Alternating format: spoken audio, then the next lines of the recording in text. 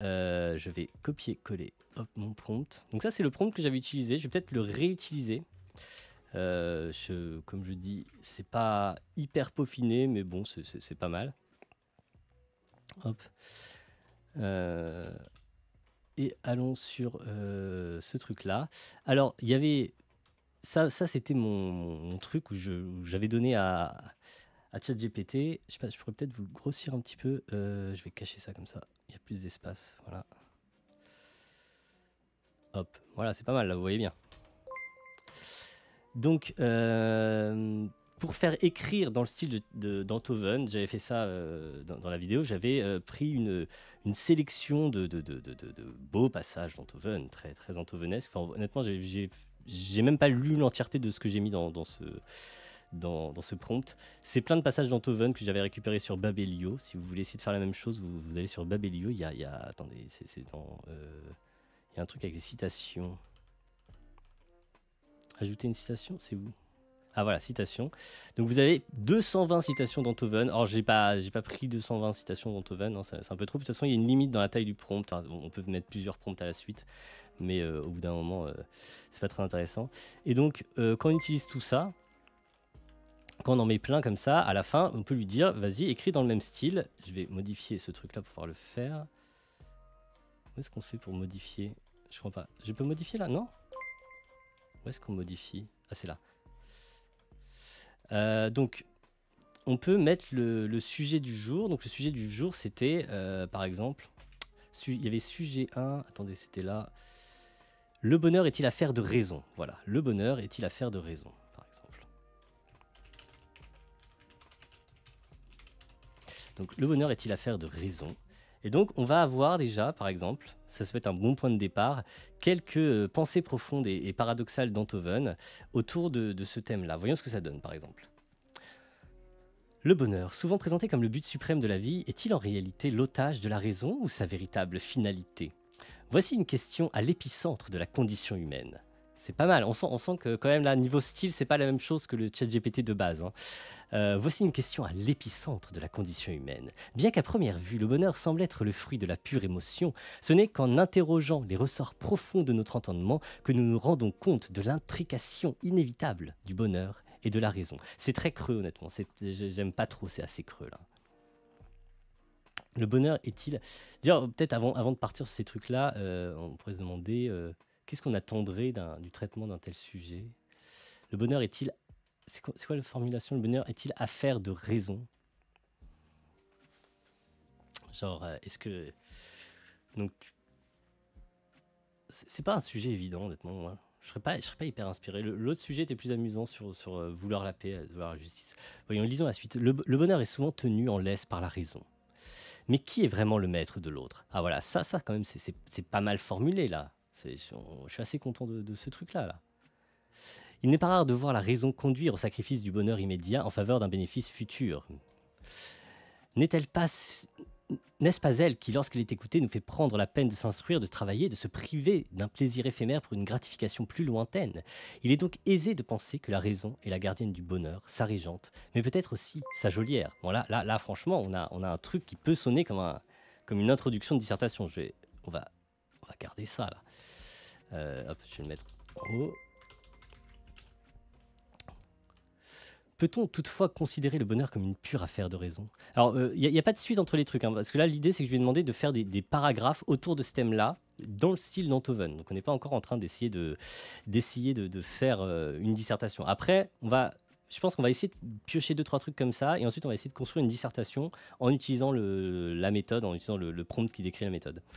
Peut-on toutefois considérer le bonheur comme une pure affaire de raison? Ainsi, la raison serait non seulement le chemin, mais aussi la destination. Ce serait confondre la joie d'une équation résolue avec la sérénité que confère la compréhension de l'harmonie du monde. Certes, la raison peut conduire au bonheur, mais le bonheur n'est pas seulement la conséquence de la raison, il est aussi parfois son démenti. Honnêtement, c'est peut-être parce que je suis trop bête, mais là, je vois pas trop le sens de tout ça. Ça sonne bien, mais je vois vraiment pas le sens du truc. Autant celui-là, là, je trouve que c'était intéressant, il y avait... ça menait quelque part, là j'ai du mal à voir le truc.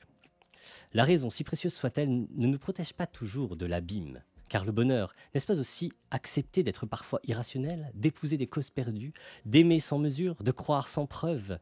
À la croisée des chemins, nous sommes alors tiraillés entre notre raison, qui nous sommes d'être prudents, et notre cœur qui nous incite à la démesure.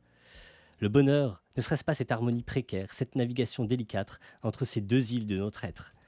Pas mal aussi. Là, pas mal. Et pareil, là, on sent qu'il a saisi le tiraillement qu'il y a dans le sujet. C'est pas mal, hein. C'est 1 sur 2, quoi. Mais quand vous y pensez, quand même, c'est assez extraordinaire que 1 sur 2, jusque-là, soit bon, quand même. Hein, j'ai vraiment généré. C'est le premier essai. C'est voilà, 50% de réussite, entre guillemets. C'est déjà pas mal. Nous avons tendance à réduire le bonheur à une formule, une équation à résoudre. Pas spécialement, mais peut-être que le bonheur, au contraire, est cette variable indéterminée qui rend toute équation de la vie insoluble. Ah, c'est bien, il file la métaphore. Le bonheur est moins une réponse qu'une question, une quête, un cheminement. Dans notre course folle vers le bonheur, nous passons parfois à côté de ce qui le constitue, le voyage lui-même, les rencontres, les échecs, les réussites, la beauté du monde qui nous entoure, les plaisirs simples, l'amour. Bon, c'est pas terrible, hein, à nouveau. Finalement, le bonheur ne serait-il pas plutôt qu'une affaire de raison, une affaire d'équilibre, un subtil balai entre nos aspirations les plus nobles et nos désirs les plus primaires, une harmonie précaire entre nos élans de cœur et les rigueurs de notre entendement. Pour vivre heureux, vivons donc ni trop raisonnables, ni trop passionnés, mais toujours en quête de cet équilibre fragile. Attends, alors il s'est arrêté en fait, donc je vais peut-être lui demander de continuer. Oui, ça fait très troisième partie, là, le beau dépassement du sujet, comme tu dis. Ça fait très troisième partie, donc c'est pas mal. Peut-être on pourrait le garder pour... Donc, ni trop raisonnable, ni trop passionné, mais toujours en quête de cet équilibre fragile qui fait de nous des êtres humains. Il y a un peu de répétition là-dedans, mais c'est quand même pas mal. Allez, écoute, juste pour le principe de rester sur les extraits qui sont produits par le premier essai, franchement, premier essai, hein, je viens de rentrer le truc. On va rester là-dessus. Et je vais maintenant, nouveau chat, hop, je vais prendre la méthode. Alors, voyons comment je pourrais faire. Donc ça, c'est mon prompt qui me permet de générer la dissertation. Ce que je voudrais... Donc il est en plusieurs parties le prompt parce qu'il y a plusieurs parties. Enfin, je le fais progressivement en fait, c'est pas un truc que je fais d'un coup. Donc, ce qu'on peut faire... J'ai regardé ce que vous me racontez déjà éventuellement si vous avez des remarques. Ça a de la gueule, très antovenesque. Il ouvre des guillemets et les ferme jamais. Bon, tous les problèmes de mise en page, tout ça, on peut arranger, on s'autorise ça. Donc ce qu'on va faire, je vais réfléchir plutôt sur mon bloc-notes. Je vais le mettre un peu plus grand pour que vous voyez quelque chose. Donc ce que j'aimerais, c'est intégrer ces trucs-là en lui disant « Je voudrais que ta dissertation intègre ces passages-là et soit écrit dans ce style-là. »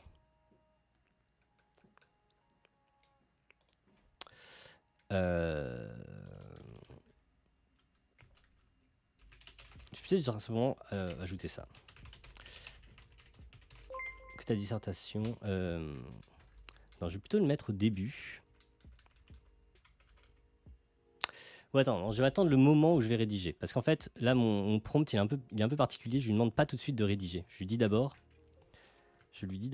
de m'écrire une analyse au brouillon. Et en fait, ce que je vais faire, c'est que je vais rester sur le fil là où j'avais Enthoven. Mais alors, tu me le rouvres. Il faut qu'il me le rouvre. Enthoven. Reviens, Enthoven. Mince.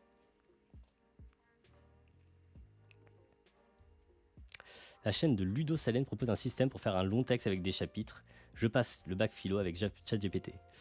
Oui, c'est un peu ce que j'ai fait avec le truc. Est-ce que Enthoven GPT serait meilleur qu'Enthoven le vrai? Quelque part, ce serait un peu raté si c'était le cas. Parce que le but, c'est pas de faire mieux, c'est de faire aussi bien, c'est d'imiter. Je sais pas pourquoi il veut pas l'ouvrir là. Je voudrais revenir sur... Pourquoi donc il a ouvert celui-là, mais pas celui-là. Ah, voilà. Très bien. Ok, donc... On va lui dire bravo. Les paragraphes, je vais lui dire lesquels j'ai bien aimé. Les paragraphes 2, 4 et 6 sont bien. Les autres moyens. Les autres, pas ouf. Voilà. Je vais vous faire un petit peu de feedback. Bien. Et maintenant, hop. Alors. Maintenant... Tu es un professeur de philosophie et tu vas écrire. Tu vas écrire un corrigé complet pour une dissertation de philosophie sur ce sujet. Je vais pas lui dire tu es un professeur de philosophie, je vais lui dire tu es Enthoven. Corrigé complet pour une dissertation de philosophie sur ce sujet, en gardant le même style. C'est la première fois que j'essaye ça, hein. Je sais pas du tout si ça va marcher. Et en suivant les principes suivants. Donc là, il y a le truc qui développe voilà, le principe de la dissertation. En gardant le même style, en suivant les principes suivants. On essaiera d'inclure les paragraphes 2, 4 et 6 dans la dissertation. Voilà, juste pour lui indiquer ce qu'on va faire. Allez, on va voir ce que ça donne. Premier essai. Alors, analyse des termes, interprétation possible de la question. Mince, attends, non, j'ai fait une bêtise, j'ai pas changé le sujet. Donc notre sujet c'était le bonheur est-il affaire de raison. Donc j'ai été obligé de relancer le truc, mais ça compte pas, c'est que je me suis juste trompé. Où est-ce qu'il est? Il est là le sujet, donc c'est ça qu'il faut changer. Il y a juste ça à changer, sinon c'est le même prompt. Hop. Analyse du sujet, voilà, c'est parti. Donc là, il me fait une analyse du sujet.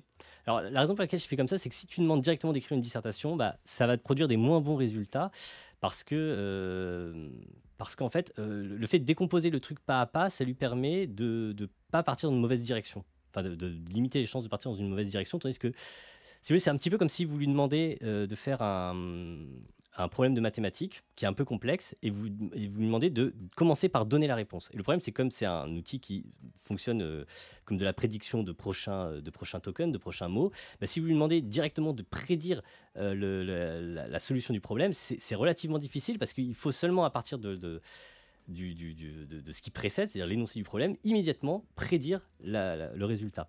Tandis que si vous lui faites faire les raisonnements pas à pas, mais en fait, il va prédire simplement le prochain pas dans l'explication du problème, et ça c'est relativement facile étant donné le contexte, et ainsi de suite, et ainsi de suite. Et quand il arrive au moment de donner la solution, du coup, il aura tout ce contexte-là pour produire la solution. Et donc, ça marche beaucoup mieux quand on le pousse comme ça à faire un raisonnement pas à pas. Et en fait, c'est exactement la même chose que je fais là pour la dissertation. Donc, je lui demande d'abord d'analyser le truc, ensuite de faire un plan détaillé, et ensuite, il va rédiger en s'appuyant sur tout ça.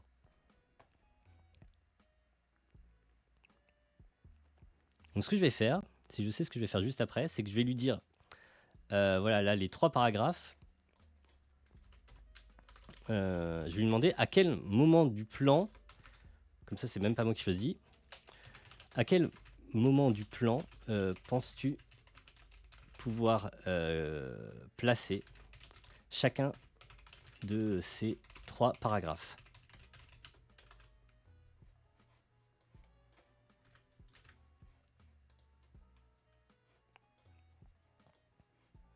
Eh ben, je crois qu'il a fini là.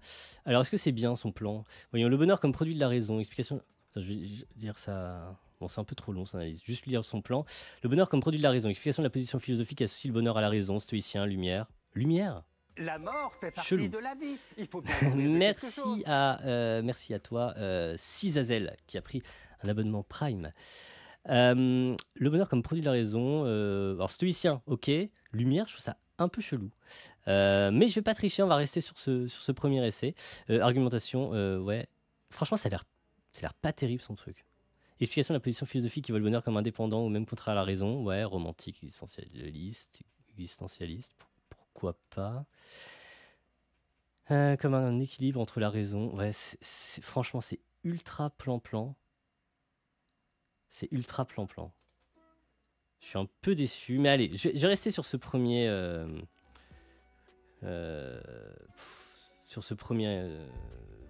premier essai. On va pas faire de cherry picking à ce niveau-là.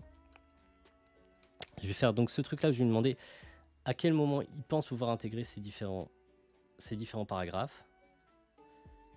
Ces 3 paragraphes sont prêtés parfaitement à nos structures en 3 parties. Voici comment ils pourraient être placés. Le premier... Donc très bien. Effectivement, à vue de nez, là, le dernier qui parlait d'équilibre. Peut-être qu'il a construit le plan en prévision de ça. Ouais, effectivement, en fait, ça marche parfaitement. Ça marche parfaitement. Je pense qu'il a construit son plan en référence à ça.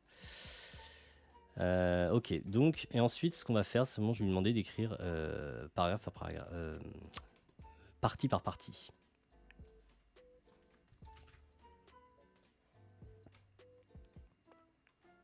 Ok.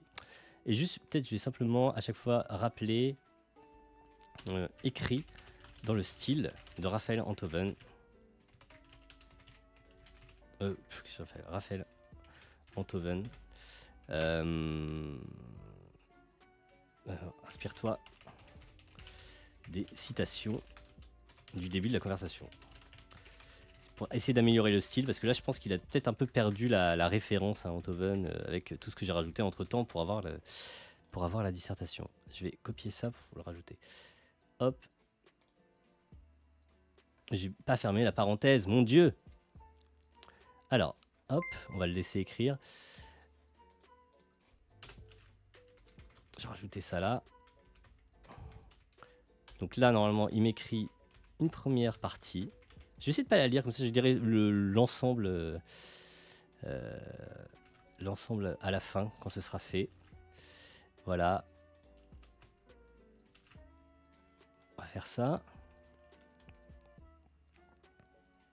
Je vais copier ça pour lui faire écrire la deuxième partie. Alors comme ça, je vais en profiter pour lire parce que vous m'écrivez.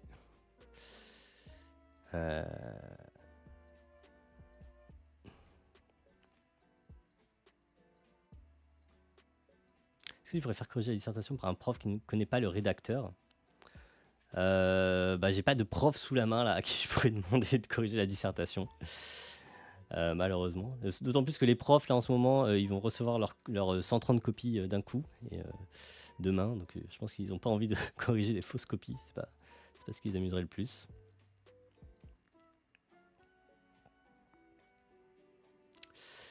J'ai l'impression que ça parle du texte. Ouais, le texte de la série générale, c'était un texte de Lévi-Strauss.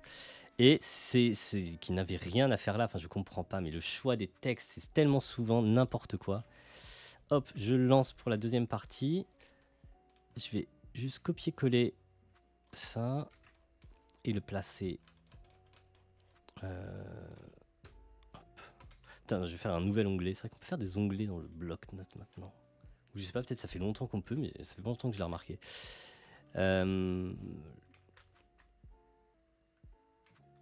Attends, pourquoi il me l'a mis entre... Ah ok, il me l'a mis comme premier paragraphe du... Ouais, pourquoi pas, c'est un bon début.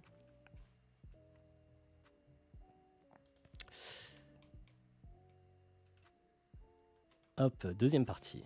Ah ouais, non, il le met systématiquement.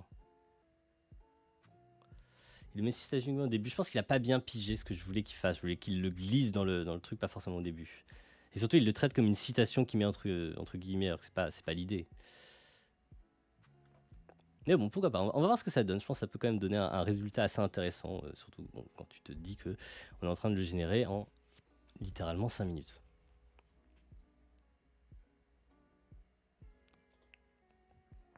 Surtout qu'il y a plusieurs courants internes et tu as tendance à tomber sur Althusser plutôt que Lévi-Strauss, comme tu découvres si tu commences tes recherches sur Wikipédia ou autre. Il y a plein de connaissances nécessaires, genre pensée symbolique. Ça parle de structuralisme sérieusement là dans le chat. En tout cas, bon, le texte était absurde parce que t'es pas censé connaître le structuralisme de toute façon, donc peut-être qu'il y a des choses à en dire si tu connais le structuralisme, mais l'élève est pas censé connaître le structuralisme, et en soi, le texte, t'es censé pouvoir le commenter en soi. Je trouve en soi, il est tellement bizarre, tellement... Enfin, je pense que ça va donner lieu à des copies extrêmement difficiles à noter, mais c'est pas la première fois. Enfin, les textes sont souvent très très très mal choisis au bac, c'est terrible. J'ai un souvenir d'un texte de Foucault, c'est la dernière fois que je corrigeais le bac, c'était en ES à l'époque. Et ce texte de Foucault, mais alors on était tous d'accord en commission pour dire que c'était une horreur et que ça n'avait aucun sens de le donner. Et bon, on n'y peut rien, on est quand même obligé de corriger. Mais ouais. Hop, donc ça c'est pour la deuxième partie. Je vais lancer la troisième partie. Écris la troisième partie de développement en te basant sur ton plan. Donc troisième partie qui est la partie importante.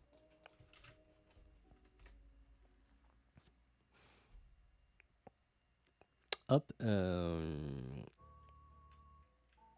En fait, il y a un problème avec mes parenthèses là. Oui, enfin, je vais pas rajouter une deuxième parenthèse. Non, c'est hop. Hop, c'est parti.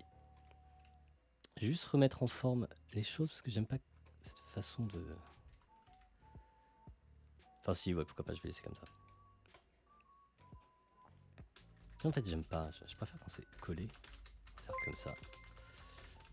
C'est plus propre. J'ai mis un trop, hop.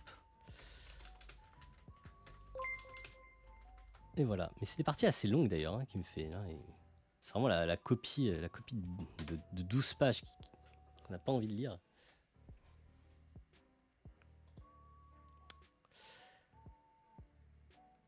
En sortant, j'ai appris que sur 30 personnes, j'ai pu interroger, 20 ont pris le texte de Lévis, 7 le sujet 1 et le reste sujet 2.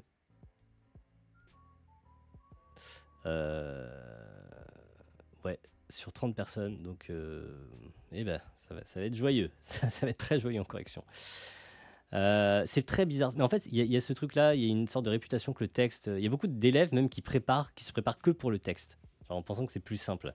Je pense que c'est un très mauvais pari parce que le texte, c'est très aléatoire. Et en plus, t'as pas le choix, c'est-à-dire que autant la dissertation, si tu te prépares que sur la dissertation, ça a un sens parce que tu te dis, bon, il y a 2 sujets de dissertation, j'aurai toujours le choix. Donc la probabilité que ça m'inspire pas du tout est un peu plus faible. Mais pour le texte... Puis en plus, je pense qu'une dissertation, il y a toujours moyen d'en dire quelque chose, mine de rien. Le texte, bah, si le texte est mauvais, il est mauvais. Et à ce moment-là, bah, ça rend l'exercice très, très bizarre, très aléatoire, je dirais. Parce qu'en fin de compte, on va quand même essayer de valoriser les copies, mais alors on ne saura plus exactement sur quoi, parce que comme le texte est incompréhensible, ou comme le texte, il n'y a pas grand-chose à en dire, bah, comme le texte ne se prête pas vraiment à l'exercice pour lequel on vous a préparé, bah, en fait, sur quoi on note à ce moment-là? C'est très très compliqué. Noter un texte qui est mal choisi, comme c'est le cas, je dirais, à peu près 1 fois sur 2, c'est très problématique. Je vais tout de suite le lancer pour... il est où mon prompt? Pour la conclusion. Hop. Écrit une très brève conclusion. Il a tendance à faire en un paragraphe, je vais dire. Parce qu'à chaque fois, il faisait des trucs trop longs, là. Donc je corrige le prompt vite fait. Et ensuite, on va voir ça. Mais d'abord, je vais copier-coller. Hop, la 3e partie. C'est parti. Hop. Alors, pour l'instant, je ne lis pas, hein, vraiment. Je fais confiance à ChatGPT. On va relire l'ensemble, on va voir ce que ça donne. Avec cette méthode particulière. J'enlève ces guillemets qui n'ont rien à faire là, puisque ce n'est pas une citation, ça a été écrit par ChatGPT. Et voyons, pour conclure, voilà, il est encore en train de faire sa conclusion, très bien. Je vais prendre le dernier prompt qui lui fait écrire l'introduction.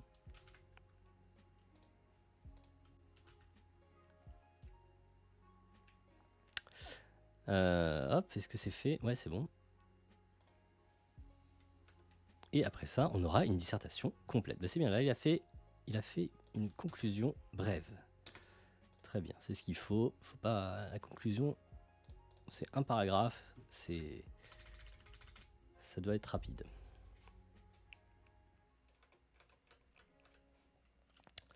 Et on va rajouter l'introduction là. Imaginez un homme sur une corde raide, jonchlant avec des balles nommées raison et passion. D'un côté, la raison, cet outil précieux qui permet à l'homme de prendre des décisions éclairées, de planifier l'avenir et d'éviter des erreurs potentiellement désastreuses. D'un autre côté, la passion, cette flamme qui brûle en nous et qui nous pousse à prendre des risques, à explorer de nouvelles voies et à vivre intensément. Au milieu de ces 2 extrêmes, l'homme cherche le bonheur. Le bonheur est-il alors une affaire de raison? Une réponse, franchement, c'est pas ouf comme...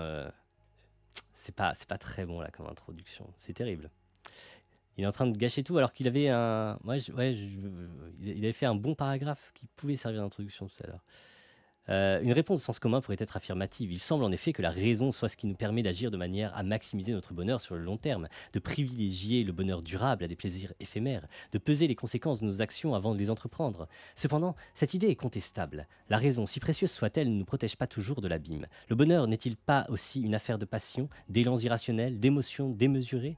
N'est-ce pas dans ces moments d'abandon, de lâcher-prise que nous ressentons le plus intensément ce que nous appelons le bonheur?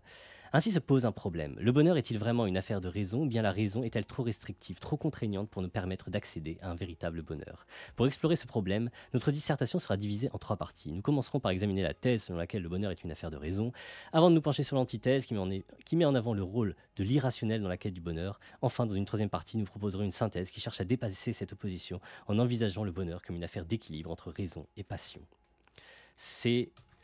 Bon, il y a un côté, c'est bien écrit. Très clairement, c'est beaucoup mieux écrit que quasi toutes les copies que tu lis en terminale en particulier. Mais c'est... Moi, je lis ce début-là, je me dis, je vais me faire un peu chier en la lisant quand même. Mais pourquoi pas? Je trouve... voilà, imaginez un homme sur une corde raide. C'est pas commun de commencer une dissertation comme ça. Mais ouais, pourquoi pas. Alors voyons un peu ce qu'il nous a fait. Donc ça, c'était l'introduction. Voilà, donc là, j'ai la dissertation complète. Peut-être je vais la mettre sur le Discord. Je vais venir sur mon Discord. Hop. Voilà. Enthoven GPT. Sur le sujet, le bonheur est-il affaire de raison?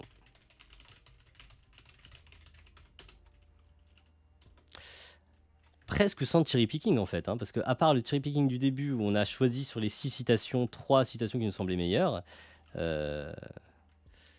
Hop, est-ce que je peux le mettre comme ça? Voilà, parce que je pense qu'il faut le faire partie par partie parce qu'il y a toujours une limite sur Discord du nombre de trucs. Comme ça fera une séparation. Non, ton message est trop long. Ah, ça me saoule.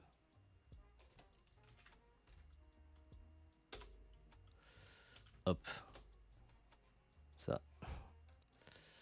Moi, je pense que ça va être trop long là aussi. Hop, on va le faire en 2 fois. Comme ça, si vous êtes sur le Discord, je vous encourage à venir sur le Discord. Si vous voulez lire le truc, vous pourrez le lire plus facilement. Hop.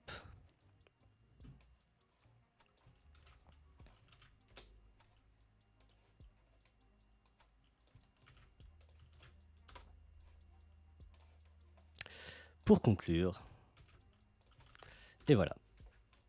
Alors voyons. Je vais le lire sur mon sur le comme ça je peux choisir la taille. Il n'y a pas un mode sombre pour le bloc-notes? Tiens, ça me fait penser. Je le mets comme ça. Alors, donc ça, on a lu l'introduction. Le bonheur est souvent tenu en laisse par la raison. Mais qui est vraiment le maître de l'autre? Il n'est pas rare de voir la raison conduire au sacrifice du bonheur immédiat en faveur... C'est bizarre qu'il y ait eu une erreur. En faveur d'un bénéfice futur. N'est-ce pas elle qui, lorsqu'elle est écoutée, nous fait prendre la peine de s'instruire, de travailler, de se priver d'un plaisir éphémère pour une gratification plus lointaine? Il est donc aisé de penser que la raison est la gardienne du bonheur, sa régente, mais peut-être aussi sa geôlière. En vrai, ça, je pense, ça avait sa place en introduction pour moi, ce truc-là. Parce que ça problématise le truc, justement. Ça montre l'opposition qu'il peut y avoir entre la raison qui, effectivement, peut servir au bonheur en régulant nos impulsions, en nous permettant de trouver un bonheur plus grand, en sacrifiant un bonheur actuel, mais en même temps, voilà, dans ce côté, sa régente, mais peut-être aussi sa geôlière. Donc peut-être c'est ce qui nous empêche d'être heureux aussi, finalement. Donc là, il y a un côté un peu problématique. Donc c'est un peu bizarre de le mettre en introduction de première partie. Bref. Mais on n'a pas choisi. Il a lui-même choisi de le mettre dans sa première partie. Donc allez, pourquoi pas. À la lumière de cette vision, l'épicurisme, qui en appelle à une forme de rationalité pour déterminer ce qui est bon et source de bonheur, semble illustrer parfaitement cette relation étroite entre la raison et le bonheur. Épicure invite à faire un usage rationnel des plaisirs, en distinguant le plaisir immédiat, qui peut être source de désagréments à long terme, du plaisir véritable, qui est un état d'ataraxie, de tranquillité de l'âme, qui est atteint grâce à la raison. C'est plutôt correct comme référence. Mais pareil, là, j'ai du mal à imaginer Enthoven qui ferait référence vraiment à Épicure de cette façon-là, parce qu'il y a un côté un peu amateur, je dirais, dans la référence à Épicure. C'est très bien pour un élève de terminale, ça serait vraiment le genre de truc que voilà, là je mets un truc dans la marge et je dis bravo, c'est bien, bonne ref, bien expliqué, bien utilisé. Mais il y a un côté un peu. Voilà, on sent que c'est pas un philosophe de profession qui a écrit ça quand même. Il serait cependant erroné de penser que cette philosophie invite à une vie de débauche. Au contraire, elle nous met en garde contre les plaisirs qui peuvent. C'est bizarre cependant, parce qu'en fait, ça va complètement dans le même sens.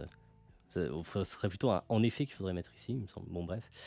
Au contraire, elle nous met en garde contre les plaisirs qui peuvent causer de la douleur à long terme. La raison est ici un phare qui éclaire le chemin vers le bonheur véritable, en nous guidant à travers les tumultes des passions humaines. Bah, c'est inutilement lyrique, c'est vraiment inutilement lyrique. Mais bon, en vrai, dans une copie, pourquoi pas? Il y a un côté bien écrit.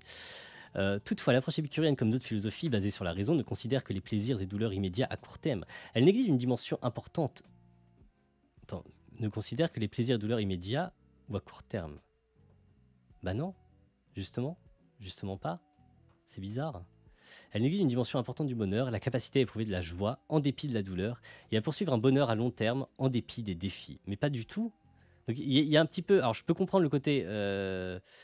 Genre en fait, on peut trouver de la joie en dépit de la douleur, etc. Mais bon, en fait, ça marche pas si bien pour l'épicurisme qui développe vraiment cette idée d'une sorte de calcul des plaisirs et des peines. Donc, il faut faire l'action qui maximise ton plaisir, quoi. Donc, parfois, ça peut être au prix de quelques douleurs, effectivement. Donc, ouais, non. À côté de la plaque, ça, malheureusement. Eh, non, là, vraiment, c'est même pas qu'on sent que c'est pas ouf, c'est que vraiment, là, c'est bizarre. On a l'impression qu'en fait, parce que c'est la même structure qui suit dans chaque partie, j'ai remarqué, tu vois, à chaque fois, il fait 3 paragraphes, puis il y a un toutefois. Je crois que c'est pareil ici. Ah non, mais sur les deux premiers, c'est assez frappant à quel point c'est hop, 3 paragraphes, puis toutefois. Peut-être là, il se dit, il faut que je fasse une objection. Donc il essaie de se lancer une objection, mais en fait, il n'en trouve pas vraiment. Mais voilà, du coup, ça, à première lecture, tu as l'impression que c'est bien. Il va faire une critique, une objection qui amène vers la deuxième partie. Mais en fait, elle est complètement à côté de la plaque, celle-ci. Là. Bon, tant pis. En somme, cette première partie nous a permis de mettre en lumière un premier lien entre le bonheur et la raison. Pour Épicure et d'autres philosophes, le bonheur est le fruit de la raison, qui nous permet de discerner les vrais plaisirs des faux, les plaisirs durables des plaisirs éphémères. Néanmoins, cette vision pourrait être réductrice car elle n'embrasse pas toutes les dimensions du bonheur. Peut-on imaginer un bonheur qui se situe au-delà de la raison? C'est ce que nous allons explorer dans la partie suivante.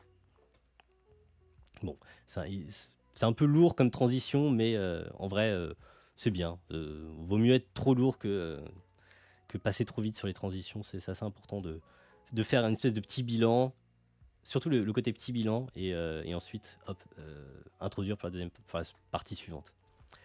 La raison, si précieuse soit-elle, donc deuxième partie, ne nous protège pas toujours de l'abîme, car le bonheur, n'est-ce pas aussi accepter d'être parfois irrationnel, d'épouser des causes perdues, d'aimer sans mesure, de croire sans preuve? Que c'est beau. À la croisée des chemins, nous sommes alors tiraillés entre notre raison, qui nous sommes d'être prudents, et notre cœur qui nous incite à la démesure. Le bonheur, ne serait-ce pas cette harmonie précaire, cette navigation délicate entre ces deux îles de notre être, pardon. Franchement, c'est vraiment bien écrit, ce paragraphe-là. Là, clairement, il y a... je serais très surpris de lire ça dans une copie d'élève, quoi. Vraiment. C'est beaucoup trop bien écrit pour de la terminologie. Genre, limite, c'est trop suspect. Quelqu'un qui fait ça, là, il se grille. Dans cet esprit, Kierkegaard, philosophe danois existentialiste, nous invite à envisager le bonheur non pas comme une question de raison, mais comme une question de foi. Selon lui, le véritable bonheur réside dans le saut de la foi, une démarche qui échappe à la raison.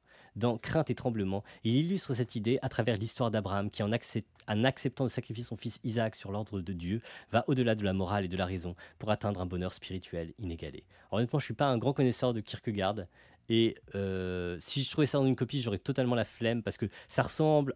Oui, enfin, je sais que ce truc-là sur sacrifice d'Isaac, c'est tout un truc chez Kierkegaard. Tout ça me semble très crédible concernant Kierkegaard, mais je vous garantis absolument pas que c'est le cas. Parce que, connaissant ChatGPT, c'est possible qu'il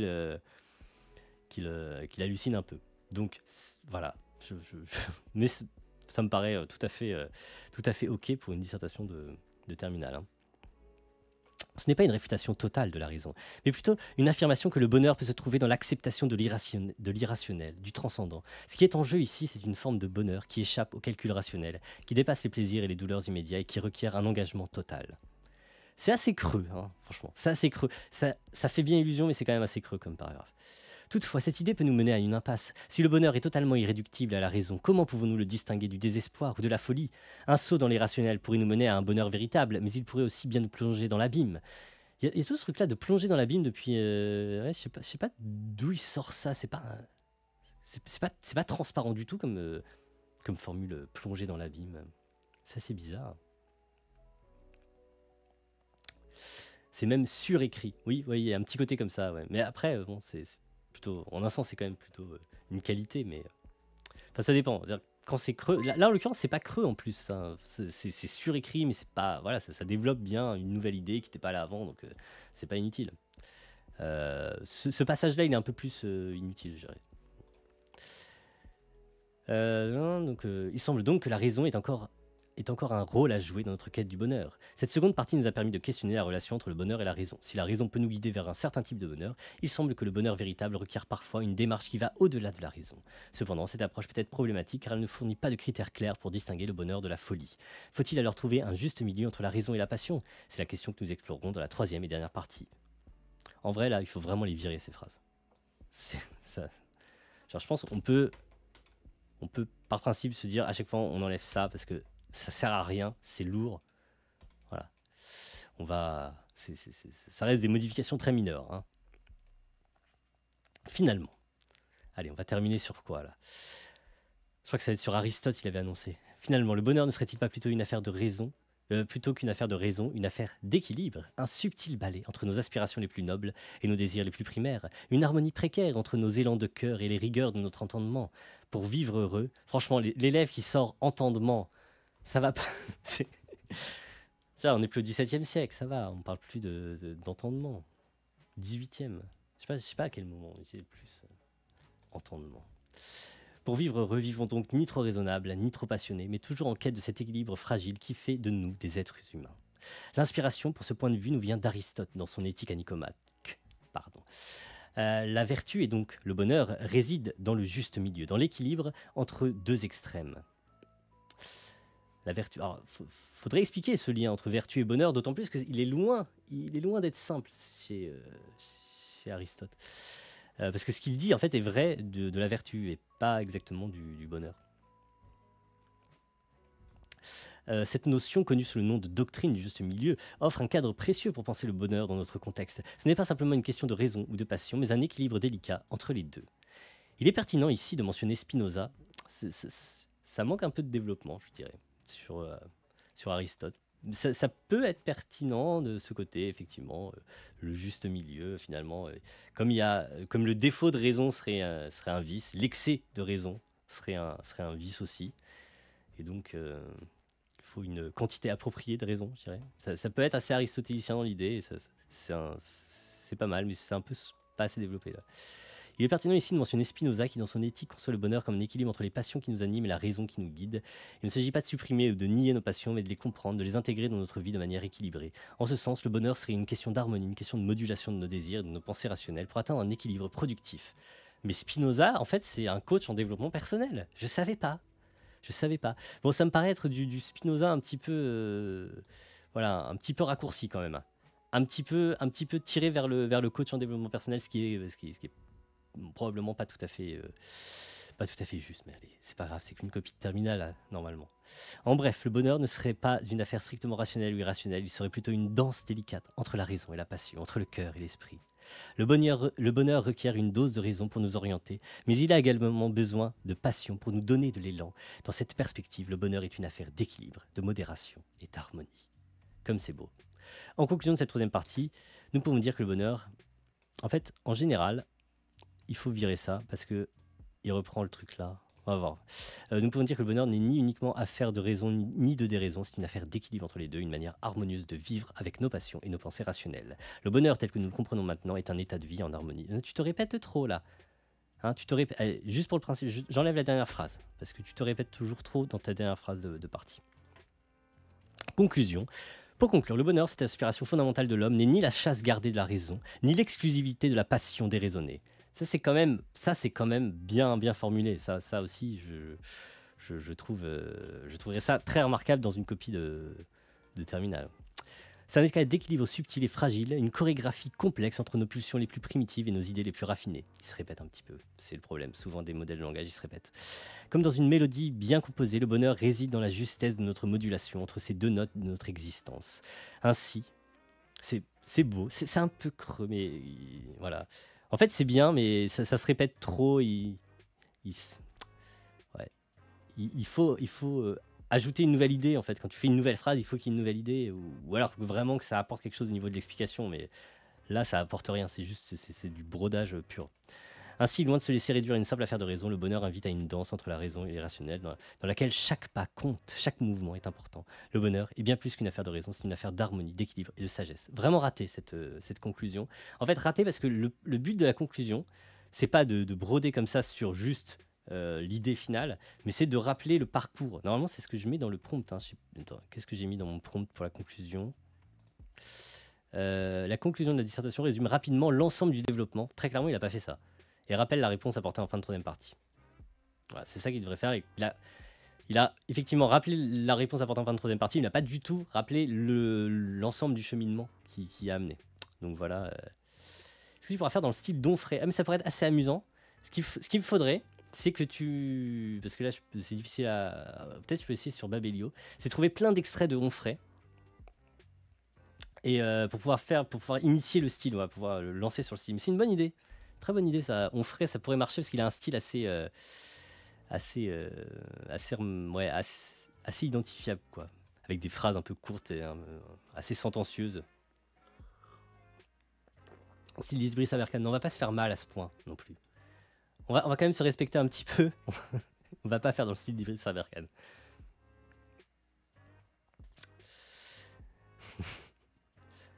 Bah sinon, on pourrait faire dans le style, genre on prend des extraits de Descartes. Ce serait assez facile de trouver des extraits de Descartes. Je sais pas, je vais prendre le discours de la méthode, le premier paragraphe. On peut essayer ça. Ça pourrait être assez marrant. Disons, c'est surtout le côté style 17e siècle en fait, du coup. Je vais chercher... Attends, pourquoi j'ai deux trucs Descartes, Wikisource. Non, Wikisource, c'est mieux. Hop, on va aller sur le discours de la méthode. Enfin, peu importe, en fait. Enfin, je vais chercher un truc en français. Ou sur les passions de l'âme. Hop, voilà. Non, je voudrais, je sais pas, une édition, le texte. Voilà.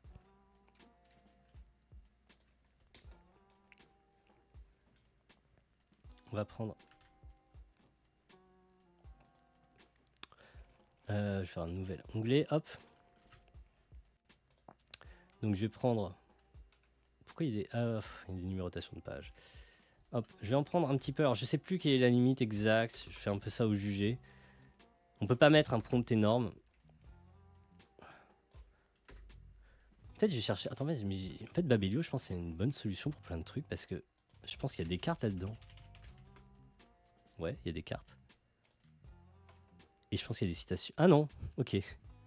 C'est terrible, il y a genre 200 citations d'Enthoven sur ce truc-là. Il y a une citation de Descartes. Mais c'est triste, quoi. C'est même pas une citation de Descartes en plus. C'est une citation... Je sais pas de qui. C'est une citation qui parle de Descartes, mais qui n'est pas de Descartes. C'est... Quelle tristesse. Et voyons Onfray là-dessus. Onfray, je suis sûr, il y en a. Obligé. Ouais, Michel Onfray. Demi-citation. Mais c'est quoi ce truc? Mais c'est incroyable. Et clairement, Onfray très au-dessus d'Enthoven. Ah non, mais il doit y avoir des gens qui sont fans de lui, quoi. Demi-citation. Bah, du coup, ça peut être assez facile. Est-ce que... Attends, non, je vais pas faire ça. Est-ce que si je fais comme ça... Ça va être galère, je pense. Ah oui, mais en plus, t'as pas le truc parce que parfois, elles sont plus longues que... Ouais, non, je vais prendre une à une. Bon, alors petit vote très rapide. Est-ce que vous voulez que je parte sur du Descartes ou sur du Onfray? Allez, vous répondez Descartes ou Onfray et je regarde à vue de nez qu'est-ce que vous me répondez. Ah, il y en a tellement. Voyons, Onfray, Descartes, Onfray, Descartes, Descartes, Onfray, Onfray, Onfray, Onfray. Ça commence à se dessiner sur du Onfray. Onfray, Onfray. J'avais fait une transcription du truc des bulles de savon. Parce que c'est un truc qu'on me demandait souvent. J'en avais fait une. Faudrait que je sais pas où j'étais foutu ce truc-là. Onfray, Onfray. Nietzsche, ça pourrait être marrant aussi, dans le genre philosophe. En vrai, Nietzsche, ça me tente. Je vais partir sur totalement autre chose. Bon, on va essayer Onfray. Je pense Onfray, ça va donner un truc un peu similaire à. On va pas faire la dissertation entière, on va juste faire les petites citations du début, hein, parce que la dissertation entière, c'est quand même un peu long. Mais juste les citations du début. Bon, ok, alors on va partir sur Onfray. Allez. C'est parti sur Onfray, après Descartes, après Nietzsche. C'est quoi ce truc bizarre là? Voilà, comme je suis. Ah là là. Ça, je comprends pas le truc. En vrai, Onfray, il imite tellement. C'est un espèce de Nietzsche du pauvre, comme il écrit. Très clairement, c'est tellement grillé, ça fait tellement adolescent qui adore Nietzsche et qui veut écrire comme Nietzsche, qui écrit ses bouquins comme Nietzsche, qui met des petits paragraphes avec un titre exactement comme Nietzsche le faisait. Ça me cringe quand je vois vraiment ce côté fanboy de Nietzsche, quoi. C'est terrible.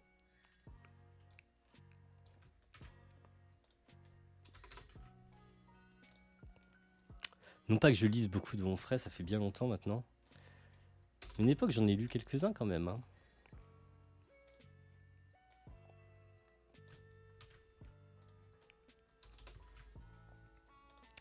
Hop, donc je ne lis absolument pas le truc. Hein. C'est vraiment purement de la matière première, ce truc.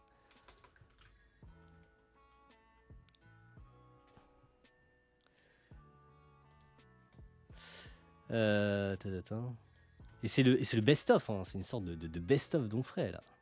Franchement, c'est la meilleure version d'Onfray, quelque part, qui va imiter. Attends, les problèmes de typographie, ça m'irrite. Je sais pas, savoir que je peux les corriger. Mais pourquoi terrible. Bon, je vais pas corriger le tiret, mais ça me travaille aussi. Hein.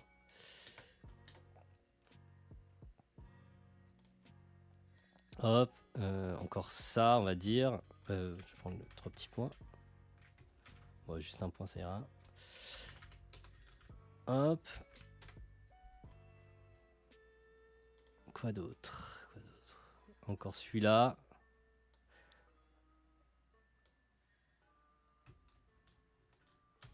Hop.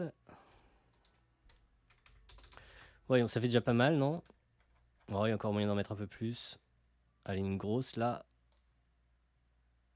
Le temps n'existe pas sans accélération ni ralentissement. Son flux n'est pas fluide, ni son écoulement celui d'un fleuve tranquille. Que c'est profond. Que c'est profond. Ouais, bon, ça, pas ouf. Hop, on va prendre. Attends, c'est une suite. Ouais, non, une suite, c'est page 108, super. Cosmos, en plus, c'est un livre de merde, mais vraiment.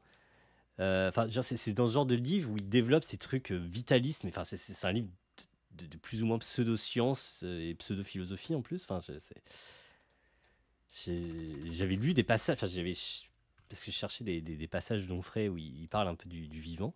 Et mon Dieu, mais qu'est-ce qu'il raconte? C'est vraiment le vitalisme à l'ancienne, quoi. Donc, voilà, fuck la biologie, vitalisme, élan vital, tout ça.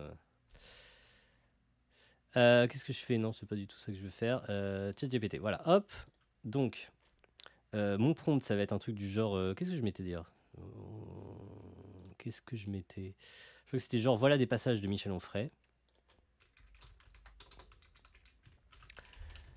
Voilà des passages du philosophe Michel Onfray. Michou. Michel Onfray.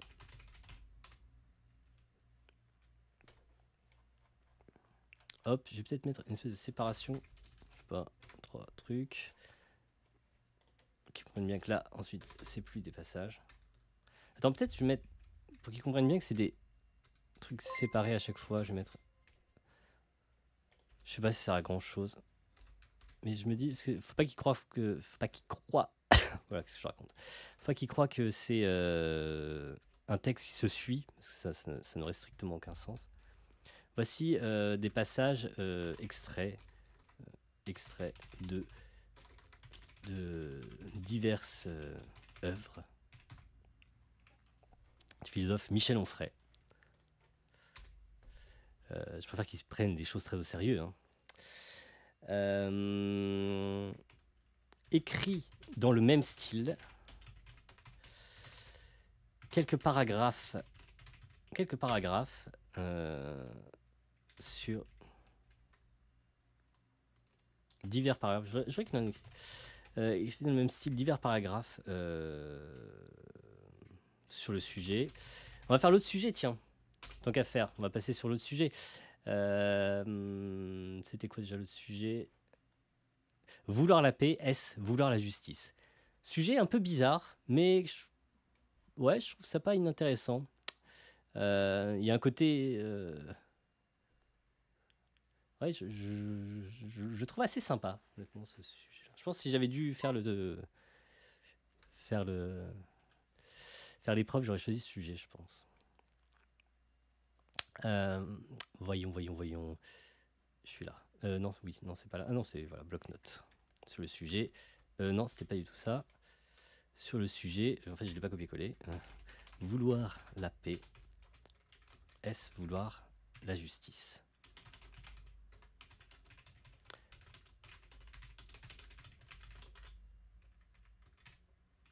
Hop.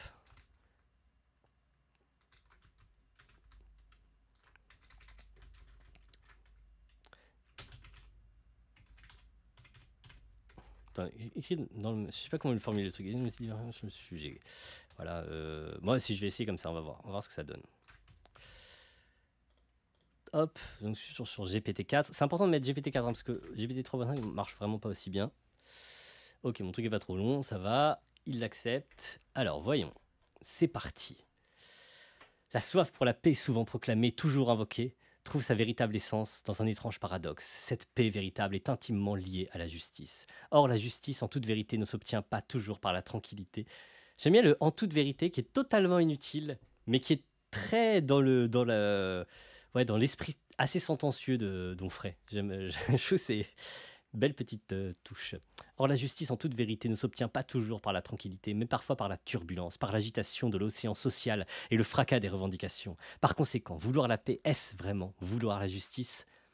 Le désir de paix fondamentalement humain s'installe en nous tel un cocon doux et confortable. Mais il faut bien comprendre que la paix n'est pas un simple apaisement des tensions, une anesthésie des conflits, une capitulation face à l'injustice qui ronge le monde. Non, la paix véritable est celle qui est forgée dans le feu de la justice, celle qui est patiemment et péniblement construite par la rectitude, l'équité et la défense intransigeante des droits humains. C'est assez creux, mais il y a un souffle là-dedans. Ouais, mais c'est creux. Enfin, honnêtement, il y a niveau argumentation voilà, autour du sujet, je trouve qu'il n'y a pas grand-chose. Hein. Rêver de paix sans convoquer la justice, c'est se complaire dans l'illusion d'une harmonie factice. C'est feindre d'ignorer les plaies ouvertes, les inégalités béantes, les injustices criantes qui se parent du voile de la paix pour mieux perdurer. Se contenter d'une paix sans justice, c'est renoncer à l'essence même de notre humanité, qui se doit d'être éprise de vérité et d'équité.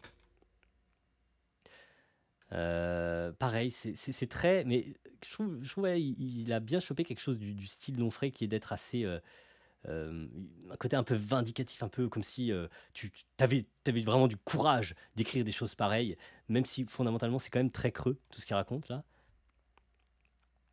Côté...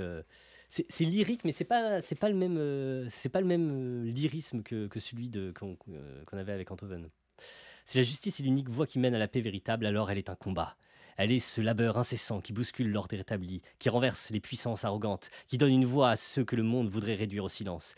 Et dans ce combat pour la justice, pour cette quête exigeante de l'équité, il est possible que nous trouvions non pas une paix tranquille, mais une paix tumultueuse, vibrante et vivante, forgée dans le creuset de l'adversité. On peut vouloir la paix, la désirer de toute son âme, mais si cette paix est dénuée de justice, si elle n'est que l'ombre apaisante d'un désordre profond, alors elle n'est qu'un leurre, une illusion que nous nous fabriquons pour ne pas affronter la réalité de nos sociétés. La paix véritable ne s'obtient pas par l'évitement, mais par la confrontation, par l'engagement, par la lutte pour la justice. Alors oui, vouloir la paix, c'est vouloir la justice, c'est désirer une harmonie qui n'est pas basée sur l'ignorance ou l'acceptation passive des inégalités, mais sur la reconnaissance active des droits de chacun. C'est poursuivre un idéal où chaque voix compte, où chaque vie a de la valeur, où la paix n'est pas une fin en soi, mais le reflet d'un monde juste et équitable. Franchement, je conseillerais à un homme politique de se faire écrire ses discours par Onfray GPT, hein. C'est parfait ça, là. Ce paragraphe-là, tu le mets dans un meeting de quasi n'importe quelle partie, parce que au fond tout le monde est d'accord avec ce genre de généralité creuse. Je pense que ça marche. C'est c'est creux mais kiffant. C'est ça. Ouais. Dans ce sens, allez, on va le laisser terminer sa phrase. Je m'absente une seconde, je vais me chercher un verre d'eau, je vais checker si tout va bien du côté des enfants. Normalement, il n'y a pas de souci. Hop.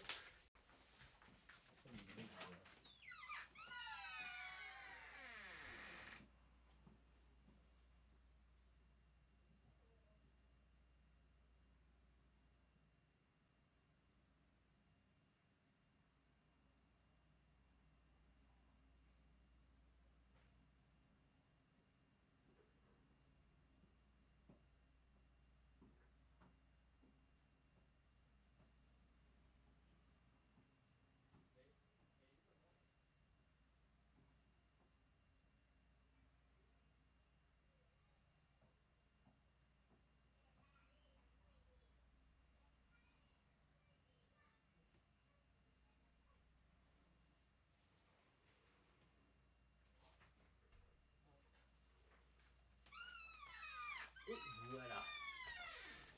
Je reviens. Ça m'a desséché de faire le Onfray là.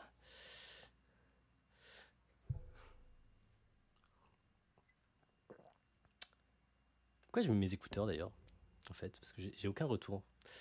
Bon, eh ben c'est super. Ça marche plutôt bien. C'est très.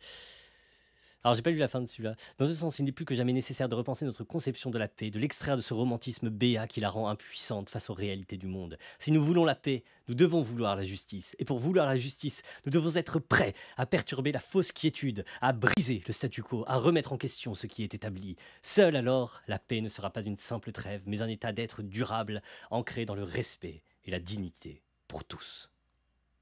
C'est c'est bien, c'est beau, ça n'engage à rien, ça n'engage à strictement rien, mais c'est beau.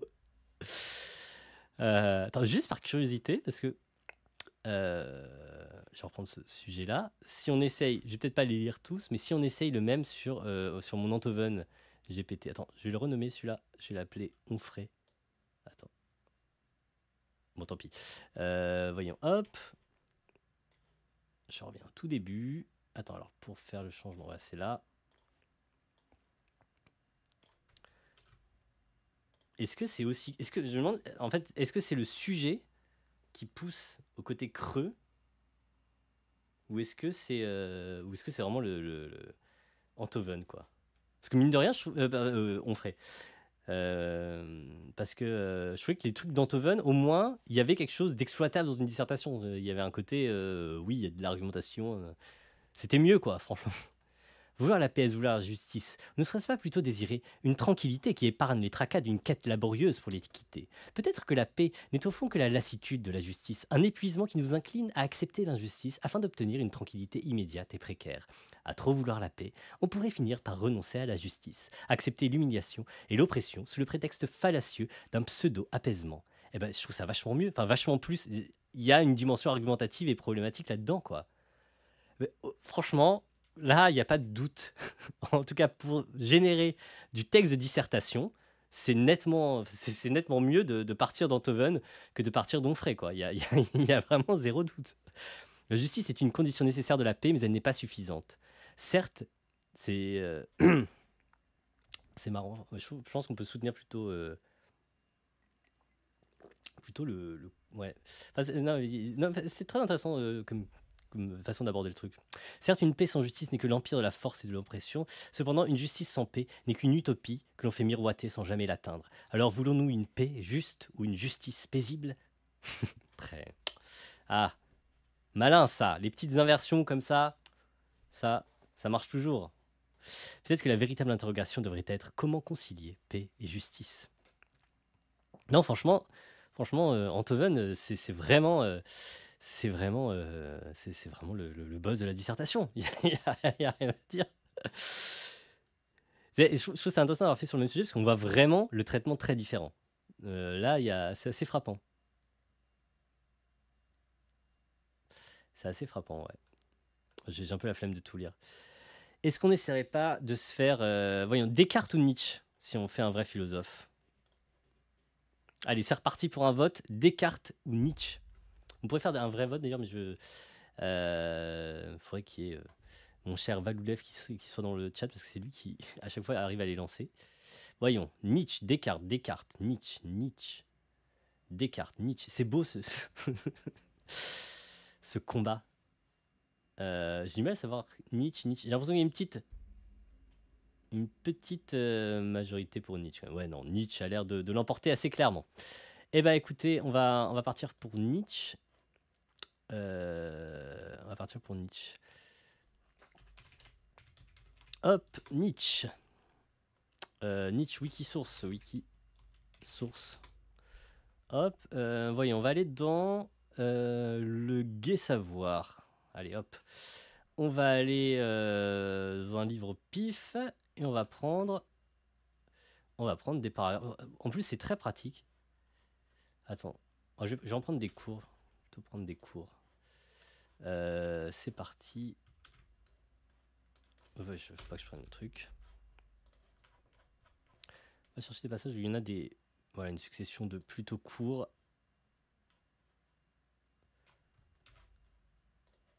Parce que... Hop, ah mince, oui, forcément il y a des trucs. Alors pourquoi le gai savoir? C'est au pif. Hein. Mais disons que ça correspond à une période de sa vie relativement avancée et en même temps il n'est pas non plus dans le... Voilà, je trouve que c'est un bon équilibre. Bon, il écrit le gai savoir. Hop. Attends, si je vais prendre... Tant pis pour le numéro. Hop. Et quand je disais que Onfray il écrit comme Nietzsche, c'est que Nietzsche il fait presque toujours ça, c'est des paragraphes assez courts et à chaque fois il y a un titre comme ça là, par exemple l'erreur du Christ. Et Onfray écrit comme ça. Enfin, j'ai vraiment le souvenir que même je feuilletais ses livres parfois, je regardais et il fait ce truc là pour faire comme Attends, je prends une autre partie. Allez, le cinquième livre. Je prends des trucs un peu au pif. Il y a un problème de mise en page. Hop, on va prendre ces deux-là.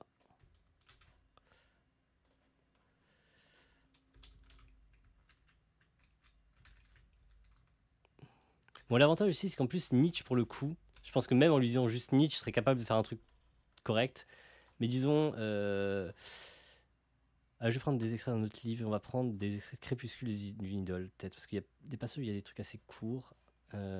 Si je prends ça, non, c'est presque trop court.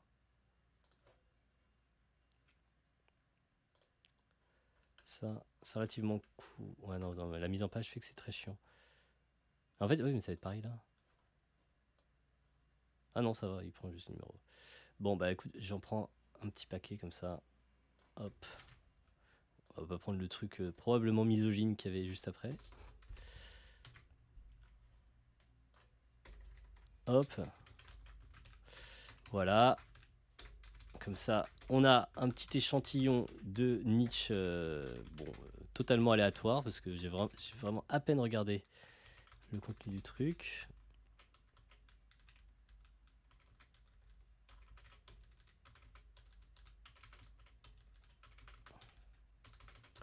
Hop, voilà.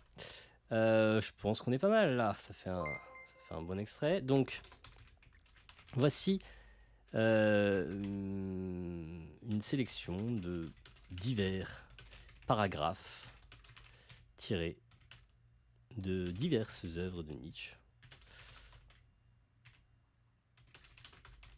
De Nietzsche, NTZCHE. Hop, pareil, je vais faire une espèce de petite séparation. Hop.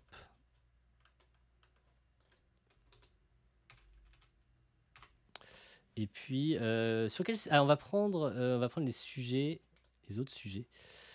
L'art nous apprend-il quelque chose? Ah, c'est bien. Bah, ça, c'est... En plus, ça peut bien marcher pour Nietzsche, ça. L'art nous apprend-il quelque chose?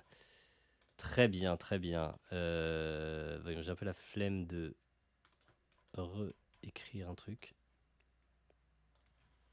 Voilà, en plus, ça, c'est très neutre. Écris comme si tu étais Nietzsche toi-même.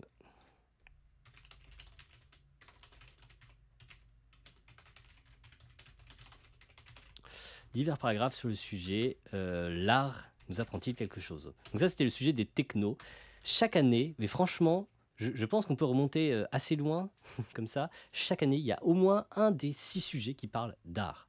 C'est l'ennui. C'est terrible. Ah, Wikiquote, ça aurait été pas bête, ouais. Wikiquote. Ah, c'est vrai que j'oublie que ce truc-là existe. C'est peut-être mieux que Babelio. Enfin, en tout cas, pour un auteur comme Nietzsche, oui. Ouais, bah, ouais, bah, j'essaierai peut-être. L'art nous apprend-il quelque chose? Non, mais tout est important dans le sujet, dans les... Ah, mais c'est Réal Miop qui est là. Eh bien, enchanté. L'art nous apprend-il quelque chose? Mais il y a plein de notions au programme. Il y en a beaucoup qui tombent jamais, qui tombent très rarement. L'art, c'est chaque année. Et en plus, ça saoule un peu les correcteurs parce que les copies sur l'art, c'est gna gna gna, Picasso, Guernica, tout ça, voilà. L'ennui, quoi. Donc, allons-y. C'est reparti. New chat, GPT 4.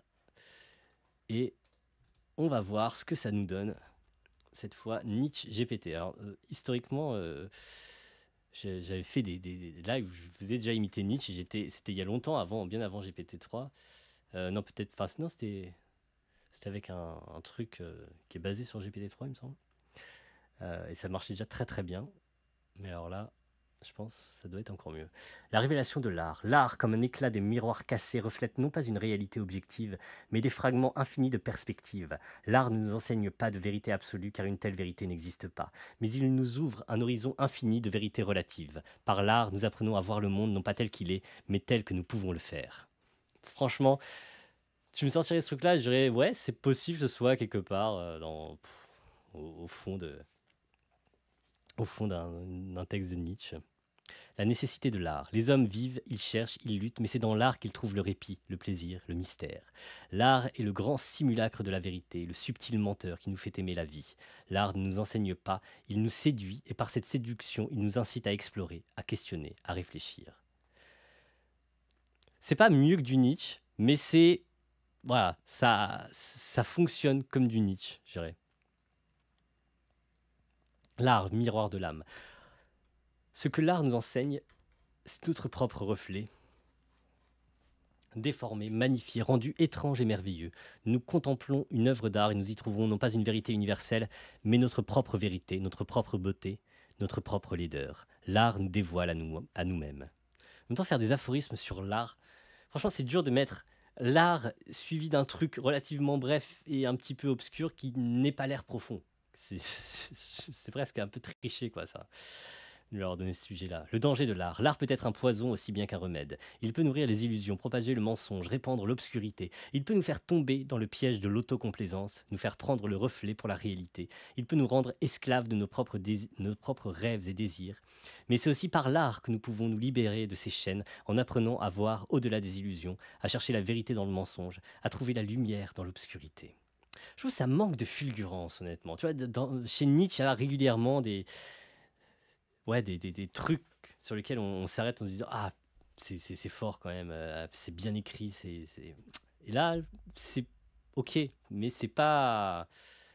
Ouais, ça me transporte pas. Je suis pas totalement convaincu par ce Nietzsche GPT. Je suis un peu déçu. La liberté de l'art. L'art ne nous dit pas ce que nous devons faire, il nous montre ce que nous pouvons faire. Il ne nous impose pas une vision du monde, il nous offre une multitude de visions. Il ne nous enseigne pas une morale, il nous inspire à créer notre propre morale. L'art est l'école de la liberté. L'art est l'école de la liberté. Ça fait très citation. Voilà, ça manque de dynamite, c'est ça. Ah, ça c'est franchement, c'est tiède, quoi. C'est tiède, surtout pour du Nietzsche, quoi. Pour du Nietzsche, le tiède, c'est froid, quoi. C'est pas possible. L'art n'est pas un confort, c'est un défi. Il nous pousse à sortir de notre zone de confort. Ah non, mais non, mais non. Vous pouvez pas mettre zone de confort sous la plume de Nietzsche. Non, sortir de notre zone de confort. Ah, quelle honte. Quelle honte. C'est pas possible. À remettre en question nos croyances, nos valeurs, nos préjugés. Il nous oblige à regarder en face la réalité de la condition humaine avec toutes ses contradictions, ses douleurs, ses joies, ses absurdités. Non, non, non. Il nous enseigne à être courageux, à être de vrais humains. Non, ça va pas du tout. Ça va pas du tout. Terrible. Je suis extrêmement déçu. L'art ne nous apprend rien si ce n'est que la vie est un art, que la vie est art. Chaque moment, chaque sensation. Ah là là, l'art nous enseigne à faire de la vie une œuvre d'art. Gna gna gna. Non mais franchement. Ah là, la déception là. Attends, peut-être, je sais pas, c'est écrit dans le même style. Peut-être je vais remettre dans le même style. Peut-être il a essayé de mettre ses, je sais pas comment dire, ses pensées de petits chatbots bien mignons avec un petit peu de style de Nietzsche. C'est pas ça que je voulais faire. Je voulais que vraiment il soit Nietzsche, quoi. Ça va pas du tout. Non, j'ai peut-être mal formulé le prompt de ce point de vue-là. Je vais voir si en changeant ça comme ça change quelque chose dans la nature des résultats.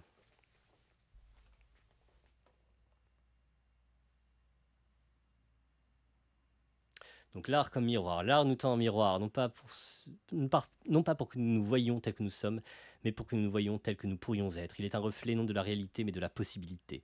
Ça ressemble d'ailleurs un peu au premier qu'il avait fait tout à l'heure. Une promesse de ce que l'homme peut concevoir et accomplir. L'art ne nous apprend rien si ce n'est l'étendue de notre propre potentiel. Non mais là, ça fait trop coach de développement personnel, ça va pas. Ça va pas du tout. Je suis pas d'accord. J'aime vraiment pas du tout ça. L'art est un oracle silencieux, il ne délivre pas de leçons, il propose des énigmes, il ne formule pas de réponses, il sème des questions. L'art ne nous apprend rien, mais il stimule en nous le désir d'apprendre, de comprendre, de connaître. Il nous invite à la quête, non à l'acquisition. Bon, c'est plutôt bien écrit, si vous voulez, mais c'est pas ouf, quoi. Non, vraiment, c'est pas ouf. En vrai, les textes que je faisais écrire par GPT-3, je me souviens, ils avaient des fulgurances bien plus intéressantes. Non, là, on est toujours dans le même truc plan-plan ennuyeux, totalement ennuyeux. Attends, si je lui dis sujet libre, ouais, simplement. Hop. Écrit dans le signe divers paragraphes. Écrit divers paragraphes sur les sujets de ton choix.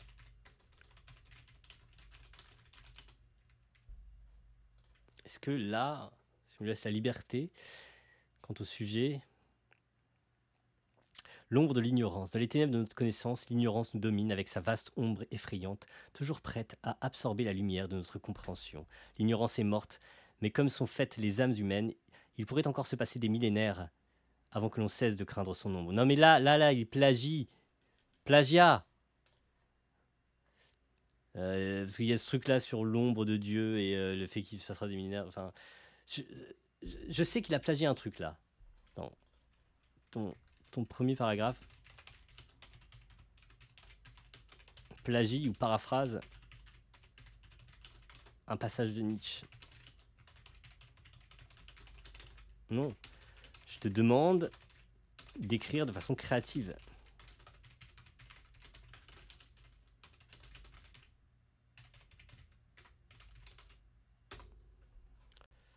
Ça se trouve d'ailleurs, attends. Si je fais ombre là sur la... Voilà. En fait, c'était le premier truc. Après la mort de Bouddha, on montra pendant des siècles son ombre dans une caverne, une ombre énorme et épouvantable. Dieu est mort, mais à la façon dont sont faits les hommes, il y aura peut-être encore pendant des milliers d'années des cavernes où l'on montrera son ombre. Bah oui, voilà, il a juste plagié ce truc-là. Gros plagieur. Le spectacle de la technologie. Au crépuscule de cette ère de l'information, l'homme s'est volontairement emprisonné dans une tour d'ivoire digitale, se réjouissant de la captivité offerte par l'écran lumineux. La technologie, notre propre créature, est devenue notre maître. Une ironie cruelle, un monstre qui nous dévore de l'intérieur. Bon, c'est rigolo parce que du coup, on a les jugements d'un Nietzsche GPT sur les smartphones. Et c'est un gros boomer, en fait, Nietzsche. Ce qui, au demeurant, n'est pas une grosse surprise. Je pense que qu'il l'aurait été. L'homme moderne s'efforce en vain de maîtriser le temps, comme un guerrier se bat contre son ombre. Mais chaque tentative de contrôler l'incontrôlable ne fait qu'accélérer sa propre défaite. Le temps n'est pas un adversaire à combattre, mais un miroir dans lequel nous voyons nos propres limites. Ouais, je soupire fort là. Je soupire fort.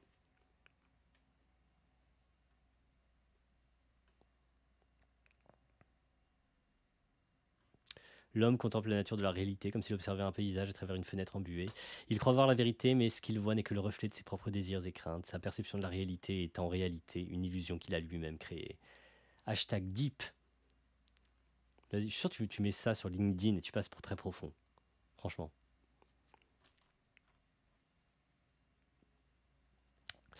Oui, il était déjà un boomer en son temps, mais oui, il haïssait la modernité. Donc, ouais, un peu déçu là par ce Nietzsche. J'avoue que c'était beaucoup plus drôle avec mon frère et Antoven, beaucoup plus proche de l'original. Là, c'est un petit peu, ouais, un petit peu en dessous. Qu'est-ce qu'on pourrait faire? Allez, dernier sujet, puis après comme ça j'arrêterai. Le dernier sujet, c'est transformer la nature. Est-ce gagner en liberté? Est-ce qu'on essaye de le faire dans le style de Descartes? On va voir s'il peut faire une dissertation style XVIIe siècle. Moi, ça me tente bien. Allez, on va repartir sur du Descartes. Je devais avoir du Descartes avant, là. Voilà. Et puis, je crois que j'avais commencé... Voilà. Peut-être je vais prendre des extraits différents de différents passages.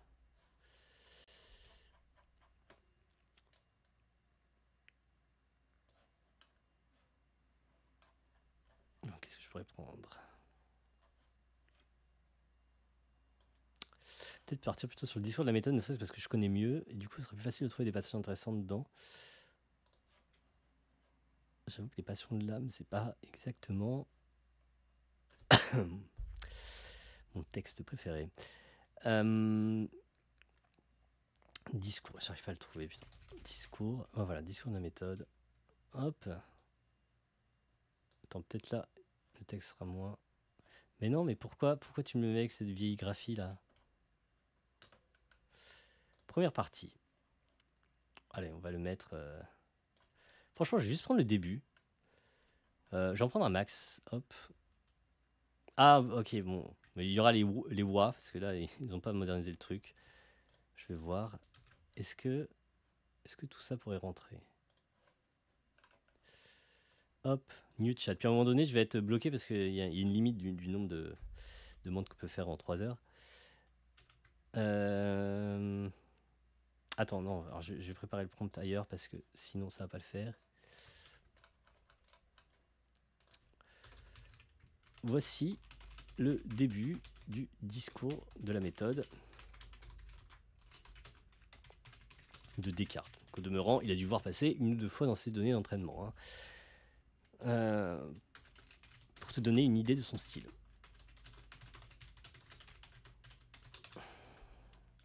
Voilà, hop, je vais mettre un petit séparateur.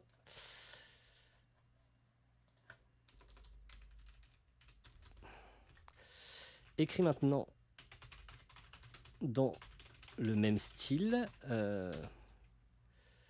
un texte de 6 ou 7 paragraphes. On va lui laisser un petit peu d'espace. Portant sur le sujet suivant. J'ai déjà oublié, alors j'ai lu il y a 2 minutes. Transformer la nature, est-ce gagner en liberté? Je repars sur mon truc. Transformer la nature, est-ce gagner en liberté? En plus, c'est un truc sur lequel utiliser Descartes est très pertinent. hein, se rendre comme maître et possesseur de la nature, tout ça, tout ça. Donc, pourquoi pas? Ça peut être assez amusant. Dans le même style, écrit en imitant le même style, je veux dire. Le même style et comme si tu étais Descartes. Hop, allez, on y va, on va voir ce que ça donne.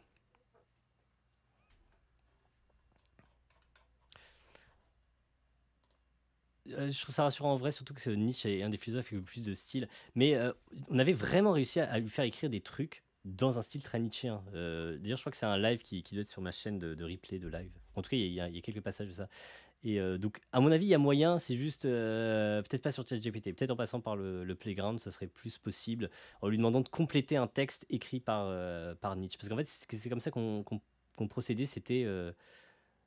D'ailleurs, on pourrait essayer, ouais, peut-être on réessayera juste ça pour essayer de lui faire écrire vraiment dans le style de Nietzsche, d'essayer de lui faire prédire la suite d'un paragraphe de Nietzsche. Donc là, il est vraiment obligé de limiter, parce qu'il y a tellement de couches là dans des trucs comme ChatGPT que c'est pas évident. C'est pas évident de lui faire écrire. Bref, alors lisons ce Descartes GPT. La question de savoir si transformer la nature pourrait nous faire gagner en liberté est d'une grande importance et mérite un examen minutieux. Car, de même que nous ne saurions échapper aux lois naturelles qui régissent notre corps, nous ne pouvons échapper aux lois qui régissent le monde extérieur. Certains hommes s'imaginent que par leur ingéniosité et leur technologie, ils peuvent se libérer de ces contraintes. Cependant, nous devons nous demander si cette soi-disant liberté n'est pas plutôt un piège qui pourrait finalement nous enchaîner davantage. Il y a une petite touche un petit peu 17e, mais déjà les phrases sont beaucoup trop courtes pour voilà, Descartes, il écrit avec des et c'est des phrases extrêmement construites et voilà, là il aurait fait tout ça en une phrase si vous voulez, s'il fallait écrire vraiment dans le style de Descartes.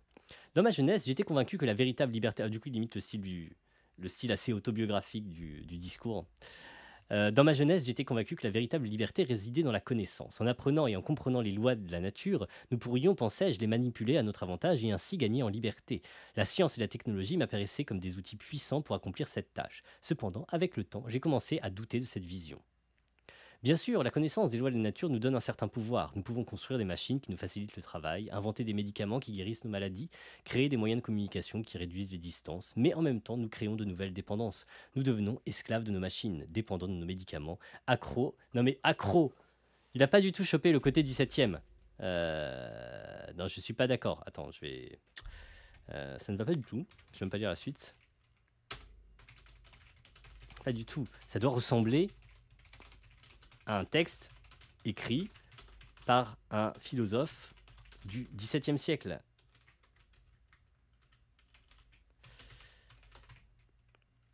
On n'y est pas du tout.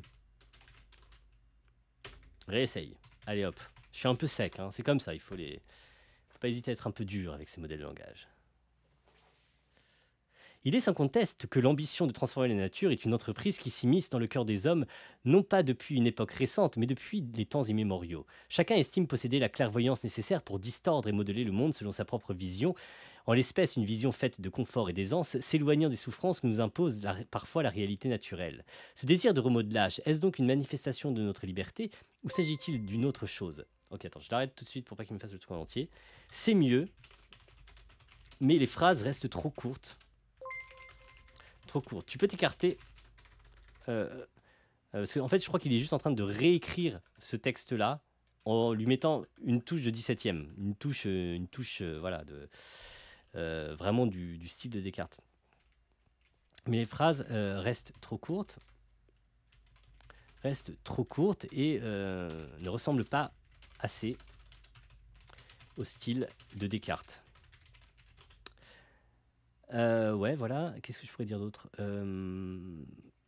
Refais complètement le texte sans t'inspirer de ta première réponse. Ouais, parce que je parie qu'il va quand même le faire parce qu'il est bête. Voyons.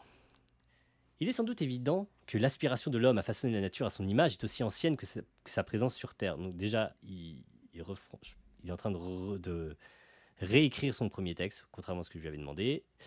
Chacun dans son entendement propre s'imagine pourvu de la capacité de manipuler et de redéfinir les contraintes naturelles, projetant son existence vers un horizon de commodité et de bien-être, loin des rigueurs parfois insupportables de la réalité non maîtrisée. Non, il est juste en train de grossir les phrases de façon artificielle. Donc ça donne un petit côté 17e, mais on n'y est pas du tout. Ça va pas, ça ne va pas du tout. Et c'est vrai qu'il nous fait un coup de tout temps les hommes. Hein. Il nous le fait.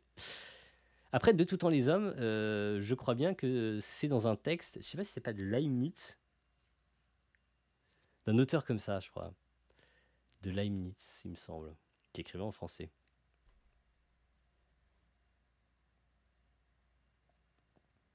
Cependant, l'homme sage sait que sa véritable liberté réside non pas dans la transformation de la nature, mais dans sa compréhension.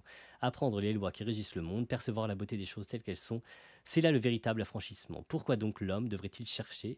Mais je trouve ça dingue parce que c'est pas très compliqué ce que je lui demande. En gros, je lui demande, genre, prends le premier paragraphe et réécris-le comme une seule très longue phrase. Très longue phrase, très bien construite. Parce qu'en gros, c'est beaucoup ça, le style. Enfin, c'est une part du truc, en tout cas. Leibniz, c'était philosophe, mathématicien, et plein de choses. Juriste aussi. Il est sans conteste, si l'on porte son regard en arrière jusqu'aux origines même de notre espèce, que l'aspiration profonde de l'homme à mettre en moule la nature, cet immuable théâtre de nos existences, s'annonce comme une constante historique aussi impérissable que son passage sur cette terre. Une aspiration qui, en chaque individu, trouve son miroir dans la croyance ferme et persistante en sa propre aptitude à tordre le joug de ses contraintes naturelles, à tracer un sillon vers un avenir conçu en termes de confort et de bien-être, loin des affres souvent inconfortables d'une réalité rebelle, à poser la question alors de savoir... Alors oui, c'était pas mal jusque-là. Je trouve que ça marchait comme une seule phrase, effectivement. Mais là, il a juste. Je comprends pas le truc. Grammaticalement, c'est pas très bien construit là. À poser la question alors de savoir si cette volonté de transformation n'est point en vérité une manifestation de la quête incessante de liberté. Aussi, nous ne devrions pas plutôt y entrevoir une toute autre impulsion d'une nature peut-être plus obscure. Bon, on arrive à un truc. Je trouve que ça ressemble à rien, mais c'est assez particulier comme style du coup. Ça ressemble pas vraiment ouais, à un style 17e, je dirais, mais c'est pas mal. C'est pas mal. Ouais. Bon, voilà. Je pense, voyons, il est quelle heure? Il est 15h36. J'ai fait, voilà, ça fait 1h30 qu'on joue avec tout ça. Écoutez, je me suis bien amusé. Est-ce que vous auriez une dernière, un dernier souhait autour de ça? Est-ce que une dernière expérience? Montaigne. Montaigne. Le truc, je me demande si je vais pas le faire. Le truc, c'est que j'ai l'impression que les styles un peu anciens. Tiens, d'ailleurs, je vais faire un autre test là. Je vais revenir pendant que vous choisissez. Ah, sur l'explication de texte. Alors, je le ferai. Alors, honnêtement, je pense que l'explication de texte, j'en ai pas parlé parce que j'ai parlé que des trucs de disserte, même dans ma vidéo. Mais s'il y a bien un truc où ça peut être très pratique aussi, c'est l'explication de texte parce que franchement, tu lui poses des questions sur le texte, il va y répondre. Enfin, quand tu as eu des élèves de terminale, tu sais à quel point des simples questions de compréhension, c'est déjà assez difficile. Mais en fait, ce genre d'exercice, les questions de compréhension, il réussit bien mieux. Hein. D'ailleurs, c'est pour ça que ça m'agace quand on dit que ChatGPT comprend pas, etc.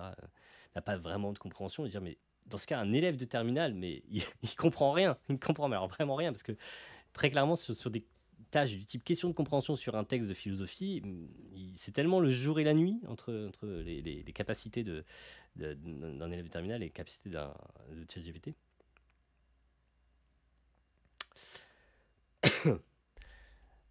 Écrire dans le style d'un lycéen moyen, mais ça va être un peu compliqué. Enfin, en vrai, bah, moyen, c'est pas si simple. Alors, il faudrait vraiment lui donner quelques exemples pour lui montrer le truc. Non, ce que je voulais essayer, c'était au lieu de lui dire d'écrire un truc, je vais lui prendre un paragraphe et lui dire d'écrire l'autre moitié. On va voir si ça marche. Nietzsche. Hop. Niche, Wikisource, Wikiquote. Alors voyons si sur Wikiquote, ça marcherait pas mieux. Mais en fait, le problème de Wikiquote, c'est qu'il risque de sortir des trucs un peu connus. Du coup, ça pourrait l'aider. Enfin, ouais, plutôt Wikisource, je vais faire. En sortant un paragraphe très obscur, on va prendre, par de la bien et mal. Hop. On va aller là. Voilà. Hop. Je vais prendre ce demi-paragraphe là.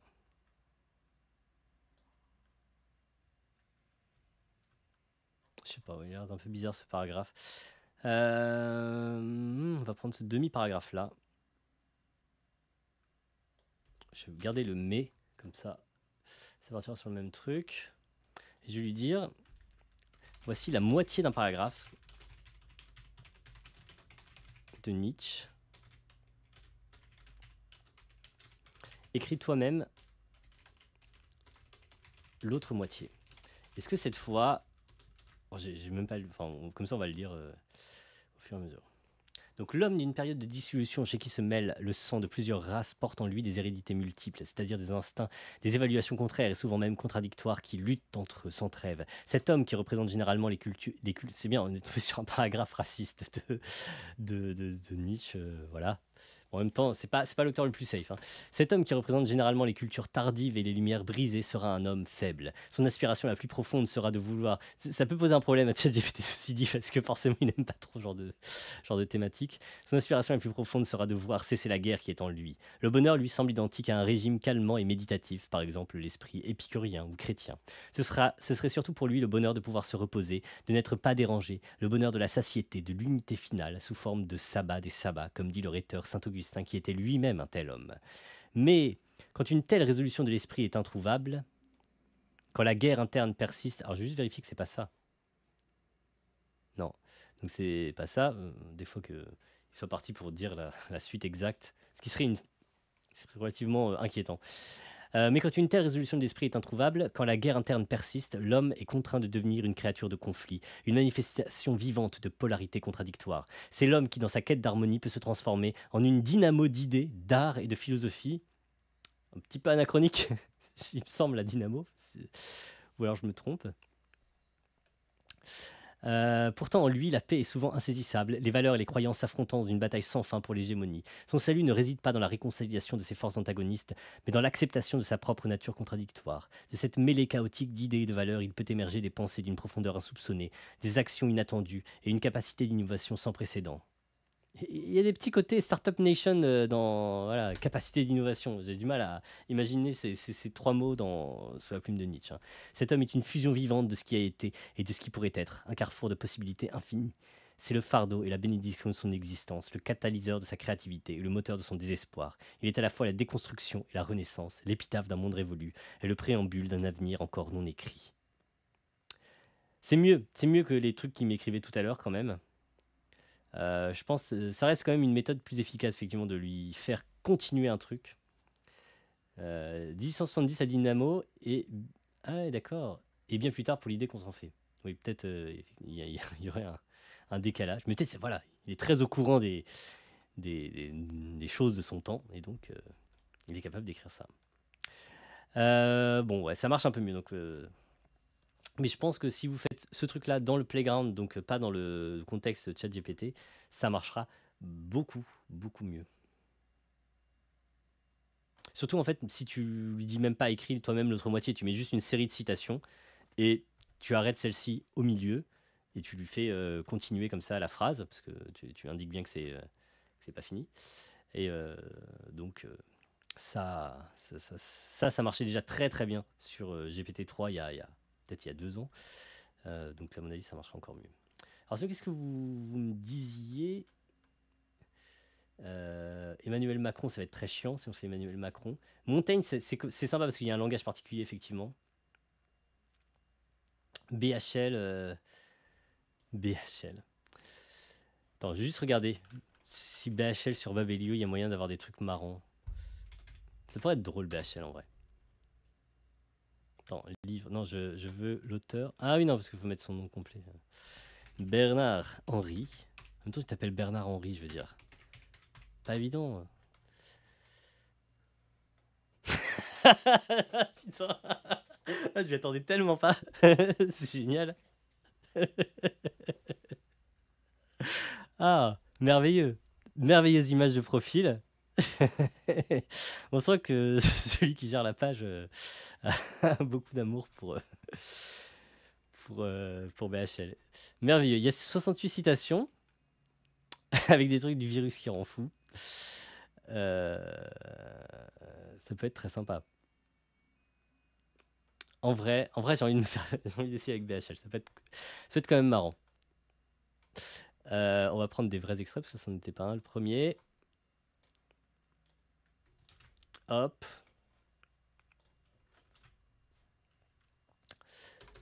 Hop.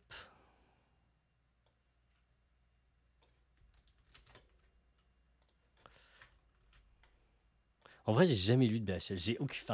J'ai aucune idée de ce que c'est que son style en lui-même.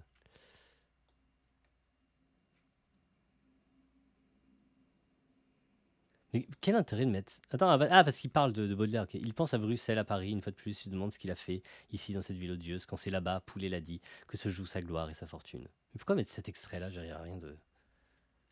Il n'y a rien de particulier. Enfin, méfions-nous des pensées faibles. Ce sont souvent et paradoxalement les plus chargées d'ambiguïté. On va prendre des extraits un petit peu longs quand même. Tiens, ça c'est très... Cette haine des communistes, ça c'est très BHL ça. Les communistes sont des salauds, des criminels, parfois des monstres. Ce sont des gens dont les forfaits sont d'autant plus inexcusables qu'ils sont parés le plus souvent du nom si beau de liberté. Mais si loin que je sois de ces gens, si étranger que je me sente de leurs mensonges et de leurs valeurs, il reste entre eux et moi un lien un lien que si je n'étais pas écrivain, je qualifierais de lien de chair et que, comme je suis écrivain, je préfère appeler un lien de langue. Que c'est beau. Hop, pourquoi pas. On va prendre celui-là aussi. J'ai l'impression qu'il n'a pas un style très marqué en vrai, juste voilà,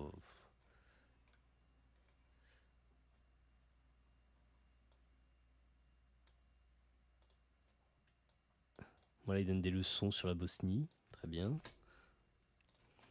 C'est plus dans ces thèmes qu'on va le reconnaître là, j'ai l'impression. Ah, un extrait du virus qui rend fou.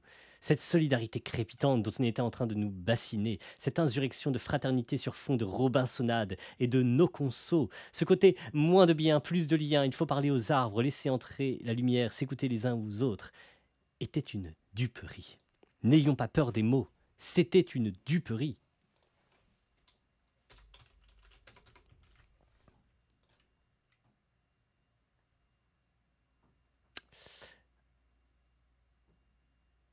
Une vie où l'on acceptait avec enthousiasme ou résignation le passage de l'état-providence à l'état-surveillance, ou plus exactement, la santé remplaçant la sécurité, une vie où l'on consentait à ce glissement, non plus l'ancien contrat social, tu perds un peu de ta volonté particulière, tu gagnes une volonté générale. Alors, normalement, pour Rousseau, tu ne renonces à rien, c'est le principe. Hein. Mais un nouveau contrat vital, tu abdiques un peu, beaucoup l'essentiel de ta liberté, je t'offre en échange une garantie antivirus. Ça n'a pas beaucoup de sens, tout ça. C'est parfait.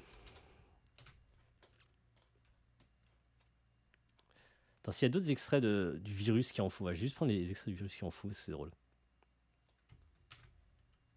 J'ai la flemme de lire quand même, mais je pense qu'ils vont être plus savoureux que les autres. Je sais en un mot qu'écouter ceux qui savent, si c'est bien des scientifiques que l'on parle, c'est écouter une pétarade perpétuelle et, quand on est un État, inviter la foire à la table du roi. Donc faut pas écouter ceux qui savent. Les scientifiques, faut pas écouter les scientifiques. C'est oui. Très intéressant.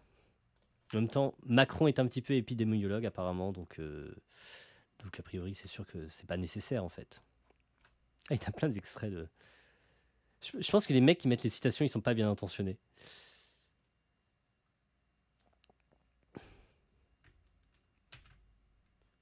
Alors, en plus, un petit coup pour le véganisme, évidemment. Ah là là. Ah. Non, c'est parfait, c'est parfait. L'humanité n'est jamais identité à soi, jamais égalité avec soi, et qu'elle n'est durable que si, soit par l'action, soit par la contemplation, soit par l'effort spinozien pour augmenter sa puissance d'être, soit par le baiser divin, elle sort du confinement qu'est la vie à l'état natif. Spinoza était contre le confinement. Voilà. Bon, sur ce morceau de bravoure, est-ce qu'il y en a d'autres du virus qui rend fou? Il y en a plein.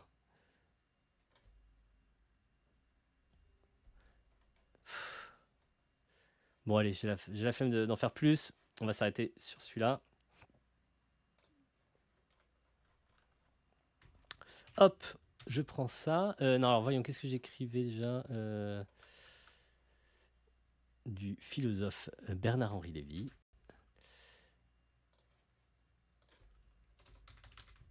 Ouais, ça peut être... En fait, il a un style pas hyper intéressant. C'est juste bête ce qu'il raconte souvent, voilà.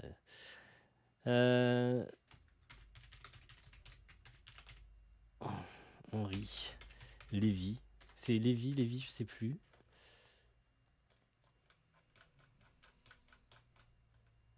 Eh ben, je l'avais bon. Hop. Et qu'est-ce que je mets à la fin? Écrit dans le même style, divers paragraphes sur le sujet. Alors, on va le faire travailler sur quel sujet? Sur quel sujet? Peut-être sur le même sujet que Onfray. Attends, mais qu'est-ce que je fais là? Je suis pas sur le bon paragraphe. Hop. Voilà, le même sujet qu'on ferait, donc le sujet sur la paix et la justice. C'est parti. Allez, éblouis-moi, ChatGPT. Je ne demande que ça. Être ébloui. En plus, je pense que ça va bien inspirer, hein, toutes ces histoires de guerre. Dans cette quête infinie, ce pèlerinage sans cesse renouvelé vers la paix, s'esquisse en filigrane un autre idéal, celui de la justice. Souhaiter la paix. N'est-ce pas au fond aspirer à la justice? Voilà une question qui sans doute a traversé l'esprit des philosophes, des poètes et des guerriers à travers les siècles. Car, en fin de compte, qu'est-ce que la paix? Sinon un équilibre, un état où la justice ne serait plus un rêve utopique, mais une réalité tangible, gravée dans le marbre de nos sociétés. Bon, ouais, c'est pas ouf. C'est bien écrit, mais voilà. Mais alors, est-ce à dire que le pacifisme est un désir de justice, ou faut-il comprendre que la paix n'est qu'un autre nom pour la justice? N'est-ce pas ainsi qu'est érigée une statue de la justice adossée à celle de la paix, sœurs jumelles, nées du ventre de la même mère, l'humanité? Ainsi, l'une ne saurait subsister sans l'autre, comme deux versants indissociables d'une même montagne. Franchement, je préférais Onfray. Hein. Onfray, c'était... Ah, ça... Il y avait... On avait envie de faire quelque chose, quoi. On savait pas quoi, mais ça donnait envie de faire quelque chose, quoi. On était là... C'était galvanisant. Là, c'est mou. Cette volonté de justice ne serait-elle pas dans l'ombre la mère nourricière de la paix? Lorsque nous évoquons la paix, c'est la justice que nous invoquons en réalité. D'accord? Elle est le phare dans la tempête, le point de repère pour tous les perdus. C'est elle qui guide les navires égarés vers le rivage de la paix. Sans justice, la paix n'est que chaos ordonné, une mascarade grotesque qui ne trompe que ceux qui veulent bien être dupés. Bon, c'est clairement, Enthoven, il y avait ce côté au moins intéressant, genre il y avait vraiment souvent des idées, tu sentais qu'il y avait un côté un peu problématisant du truc, qui pouvait du coup être utile pour une dissertation. Onfray, c'était voilà, c'était galvanisant, c'était il y avait vraiment un côté discours politique, mais un peu, voilà, pas le discours, enfin, le côté creux, mais le côté quand même qui peut soulever une salle, quoi. Et là, bah, c'est du blabla, quoi, même pas chouette, quoi. Chacun d'entre nous doit trouver en son cœur la réponse à cette question. Car si la paix et la justice sont des sœurs jumelles, elles sont aussi les deux faces d'une même médaille. Et chaque fois que nous faisons le choix de la paix, c'est tellement creux cette phrase, je sais pas, ça, ça a un sens absolument nul, quoi. Et chaque fois que nous faisons le choix de la paix, c'est aussi un choix de justice que nous faisons. Putain, c'est génial. C'est vraiment... C'est vraiment du bruit blanc, quoi. Ça occupe l'oreille, mais ça dit strictement rien. Ainsi, dans l'éternel ballet de l'humanité, la danse de la paix et de la justice continue, toujours renouvelée, toujours changeante, mais jamais terminée. Ah, mais il est génial ce paragraphe. C'est vraiment... Le paragraphe, il ne dit rien, qui le dit... voilà, qui qui est un peu bien écrite, si on veut, mais tellement vide, quoi. C'est incroyable. C'est un mix des deux défauts philosophiques précédents. Le jeu des paradoxes d'Enthoven et le creux vide d'Onfray. Bah, le côté paradoxe, ça peut mener un peu à un souci de problématisation, mais là, il n'y a même pas le côté vraiment paradoxal, un peu. Ouais, ça soulève même pas la tension qu'il y a dans le sujet, en fait. Parce que dans le truc d'Enthoven, clairement, on l'avait la tension, quoi. Donc, ouais. Comme quoi, voilà. Donc, ChatGPT imite qui là? Il imite BHL. En tout cas, je l'ai nourri d'extraits BHL. Je lui ai dit écrit dans le même style des paragraphes sur le sujet. Vouloir la paix, est-ce vouloir la justice? Donc, bon, et ben sur ce vide vraiment très profond, je vais le faire continuer, hein, pourquoi pas. Sur ce vide abyssal, qui en même temps est un vide. Non, je ne saurais pas faire moi-même le chat GPT qui disserte sur le vide. Je vais peut-être vous laisser là-dessus. Et puis voilà.